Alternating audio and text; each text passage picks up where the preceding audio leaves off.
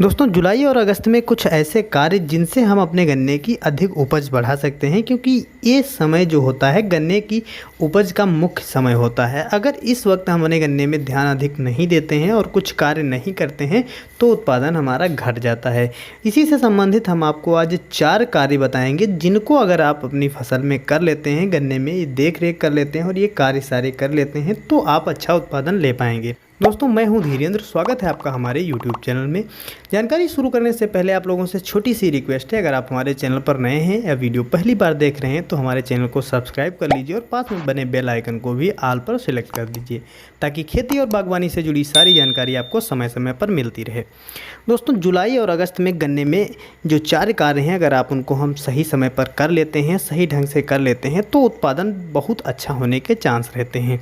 सबसे पहला जो कार्य है उसमें आपको जो साफ़ सफाई है, गन्ने की साफ़ सफाई करनी है और डीलीफिंग करना है, यानी पत्तों की तुड़ाई करनी है। जितने भी पत्ते होते हैं और जो पुराने पत्ते होते हैं, सूखे हुए पत्ते होते हैं, इनकी अगर हम साफ़ सफाई कर देते हैं, हटा देते हैं तो ज़्यादा उत्पादन होने के चांस रहते हैं।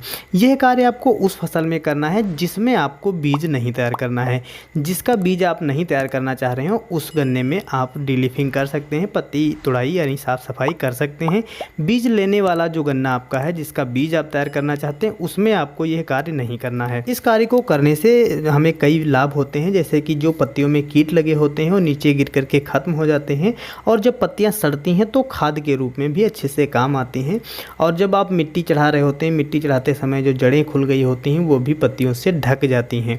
पत्तियाँ जब सड़ जाती हैं, सड़ने के बाद आप निराई गुड़ाई भी कर सकते हैं। जब आप निराई गुड़ाई कर देंगे तो आपको और अधिक लाभ मिलेगा, क्योंकि कई सारे ऐसे कीट होते हैं जो मिट्टी में पनपते रहते हैं, एग लेइंग होती रहती है। जितनी भी एग लेइंग हुई होती है यानी कीटों ने अंडे दिए होते हैं, वो मिट्टी की गुड़ाई के दौरान जब मिट्टी सूखती है तो वो ख़त्म हो जाते हैं, जिससे आप इन पर भी अच्छा कंट्रोल कर सकते हैं। और आप देख रहे होंगे कि जितनी भी जड़ें होती हैं जो 30 दिन के बाद पुरानी जड़ें हो जाती हैं पौधे की, वो ख़राब हो जाती हैं। जब उनकी कटाई छटाई हो जाती है, नई जड़ों का विकास हो जाता है, तब हमारा पौधा और अच्छे से पोषक तत्व ज़मीन से और जितनी भी हम खाद देते हैं, उर्वरक देते हैं, उनको आसानी से वो खींच लेता है। दूसरा जो कार्य है गन्ने की बंधाई है। गन्ने की बंधाई आपको कुछ इस तरह से करनी है, जो गन्ने की ऊपर की हरी पत्तियां हैं वो अच्छे से खुली रहें ताकि फोटोसिंथेसिस की प्रक्रिया अच्छे से होती रहे, वो ना बाधित होने पाए। अगर आप ऊपर की जो हरी पत्तियां हैं उनको बांध देते हैं और ऊपर से जो अगौले हैं अच्छे से खुले नहीं रह पाते हैं तो फोटोसिंथेसिस की प्रक्रिया बाधित हो जाती है, जिससे भी उपज में काफ़ी ज़्यादा प्रभाव पड़ता है। और साथ ही आपको एक कार्य और करना है, जो अतिरिक्त टिलर गन्ना पौधा निकला होता है उसको आपको निकाल देना है, क्योंकि वो गन्ना नहीं हो पाता है। उसको अगर आप निकाल देते हैं तो काफ़ी ज़्यादा लाभ मिलता है हमारे गन्ने को, क्योंकि ये जो है अतिरिक्त पोषक तत्व खींचता रहता है मिट्टी के माध्यम से या गन्ने के माध्यम से। जितनी मात्रा में हम उर्वरक देते हैं और माइक्रोन्यूट्रिएंट्स देते हैं वो पौधे से लेकर के खुद ग्रहण कर लेता है और हमारे पौधे को अच्छे से नहीं मिल पाती हैं, तो उसको आपको निकाल देना है, क्योंकि वो आगे चल कर के गन्ना भी नहीं बनने वाला है। तीसरा जो कार्य है वो भी बहुत महत्वपूर्ण है, क्योंकि इस वक्त जो 038 का गन्ना है उसमें काफ़ी ज़्यादा पोका बोइंग रोग या अन्य फंगस वाले रोग दिखाई देते हैं, तो उसमें आप किसी भी फंगीसाइड का प्रयोग कर सकते हैं।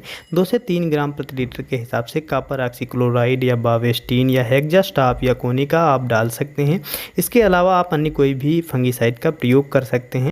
और अगला जो सबसे लास्ट यानी चौथा कार्य है उसमें आपको पोटास जरूर देना है, पोटास की मात्रा पूर्ति करनी है, क्योंकि गन्ने में पोटास का भी बहुत ज़्यादा महत्व होता है। जैसा कि अतिरिक्त भी जितनी भी फसलें होती हैं उनमें भी पोटास का काफ़ी ज़्यादा महत्व होता है।